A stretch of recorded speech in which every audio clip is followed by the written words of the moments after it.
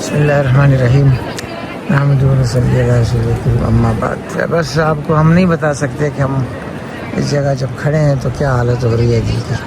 یہ وہی وادی کبیر کا دریا ہے، اوپر اس کے وہ مشہور زمانہ پل ہے، سامنے مسجد قرطبہ ہے، اور یہ مسلمانوں کی عظمت رفتہ کے امین ہیں، گواہ ہیں.